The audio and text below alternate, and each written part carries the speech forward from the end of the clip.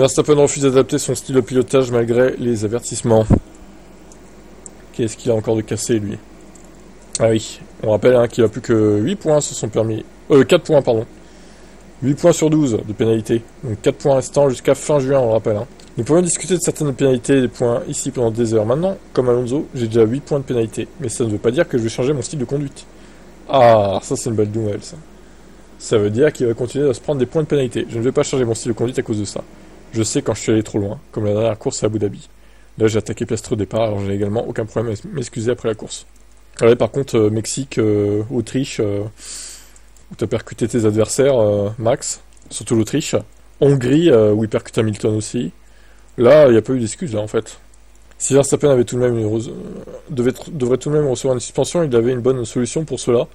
Le Néerlandais attend son premier enfant qui est piqué. Verstappen a donc révélé qu'il pourrait prendre sa suspension une fois l'enfant né, comme une forme de congé de paternité. Alors l'enfant qui doit naître dans les prochaines semaines, normalement, ce sera pas en mai-juin, ce sera plutôt mars-avril en fait, ou voire même fin février, d'après ce qu'on a compris. Donc après il a qu'à se prendre 4 points dès Melbourne, comme ça voilà, il rate Bahreïn quoi. Je sais plus laquelle c'est, la deuxième, je crois que c'est Bahreïn, ouais. Il se fait virer à Bahreïn, dès Bahreïn, hop, comme ça c'est réglé, il repart avec 12 points toute la saison. Ah, ce serait peut-être la solution, remarque, en vrai. Ça l'arrangerait peut-être de faire ça. Allez, ciao. Max Verstappen ira-t-il chercher les records de Schumacher et de Lewis Hamilton? Alors, ils sont à égalité en nombre de titres avec Schumacher, même si, bon, pour moi, Hamilton aurait dû avoir 8 titres, mais ça c'est encore un vaste débat. En tout cas, Hamilton a plus de victoires et de pôles que Schumacher, du coup. Ce serait vraiment incroyable, mais ce n'est pas vraiment nécessaire. Je sais que je pourrais pas le faire éternellement. J'adore la course, concourir au plus haut niveau, avec tant de pilotes incroyables. Il y aura un jour où je voudrais me détendre un peu plus. On ne vit qu'une fois, quand vous êtes à la fin de la trentaine. Au début de la quarantaine, votre corps décline naturellement un peu.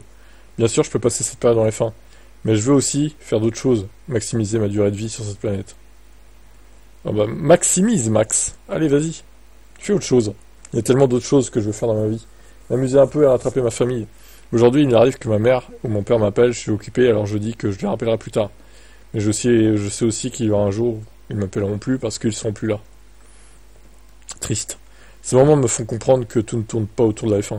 Je veux passer du temps avec eux, parce que depuis que j'ai 4 ans, toute notre vie, celle de ma famille, a été consacrée à moi et au succès. Essayer d'arriver en F1, à un moment donné, c'est assez, et vous devez rendre l'appareil. Passer plus de temps avec eux. À la fin de la journée, c'est bien plus important que tout le succès ici. C'est génial, j'adore ça, j'adore être compétitif et gagner les championnats. J'adore gagner des courses, mais à un moment donné, la famille passe en premier, parce que les gens vieillissent. Et vous devez vraiment savourer ces moments-là. Pour l'instant, je suis très heureux de ce que je fais. Je vais essayer de le faire aussi longtemps que possible, parce que j'aime ça, et j'ai l'impression que ça en vaut la peine. Quelle belle déclaration de Max. Quel homme bien. Bah après, je sais pas combien de temps il va durer en Formule 1, ma foi, c'est à lui de voir. Est-ce que la nouvelle réglementation 2026 lui plaira? Est-ce qu'il sera motivé? Ou est-ce que ça va le dégoûter de la F1? Peut-être qu'il prendra 1 ou 2 années sabbatiques et il reviendra après, je sais pas, il pourrait faire ça aussi. Bon, après, est-ce qu'il se rapprochera des records de Schumacher et d'Hamilton? Encore une fois, ça dépendra des voitures qu'il a entre les mains. Parce que c'est sûr que s'il a une Red Bull RB21 de 2023, RB19, c'est l'RB19 en 2023, s'il a une RB21 qui est comme l'RB19, bon, ou même une RB22, ça va être une boucherie. Mais bon, honnêtement, je pense pas qu'il aura une voiture aussi dominatrice dans son futur, aussi dominatrice que la RB19 du coup, celle de 2023. Je pense que ça n'arrivera plus ça. Déjà parce que 2025, la convergence des performances, 2026, moteur Ford, nouvelle réglementation et tout, à mon avis, ils vont galérer, et ils vont avoir du mal à rattraper, surtout Red Bull. Donc je pense, honnêtement, à moins qu'il aille ailleurs, du coup, je pense pas que ça se reproduise, en tout cas chez Red Bull. On verra bien. L'arrogant Max Verstappen déclare qu'il aurait gagné plus tôt la saison 2024 de Formule 1, dans une McLaren. Je répondrai à cette question par un oui catégorique, mais je ne serais pas aussi sûr avec une Ferrari. Donc voilà, même avec un bon départ, tout n'a pas été aussi facile qu'il n'y paraissait. Après 3 victoires, nous savions que nous avions un plus gros problème qui planait. Le malheur, c'est que nous n'avons pas compris ce qui n'allait pas. Et vous alors, pensez-vous qu'il aurait gagné plus vite avec une McLaren le titre? Verstappen et Kelly Piquet vont-ils se marier? Alors on rappelle qu'ils attendent un enfant qui devrait naître fin février, début mars. Donc là, peut-être qu'on parle de projet de mariage. Aucun mot encore sur les projets de mariage, mais nous n'aurons pas à attendre longtemps pour cela. Si Verstappen... Alors, selon le Néerlandais qui avait ceci à dire sur l'avenir du couple, pas encore de choses à annoncer. Mais ça devrait arriver très prochainement. Peut-être à la naissance de l'enfant, du coup, ils vont en parler. Vous pensez qu'ils vont se marier, du coup? Tiger devient le chronométreur officiel de la Formule 1. Alors c'était le cas il y a longtemps, mais ça y est, c'est de retour en 2025. Je suis ravi d'accueillir Tiger en tant que chronométreur officiel de la Formule 1, alors qu'ils entament la prochaine étape de leur longue histoire dans notre sport, en mettant l'accent sur l'innovation, la précision et l'excellence.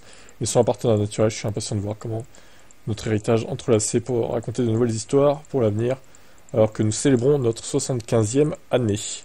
Je vous passe le reste, c'est un peu long, donc voilà, l'info est là.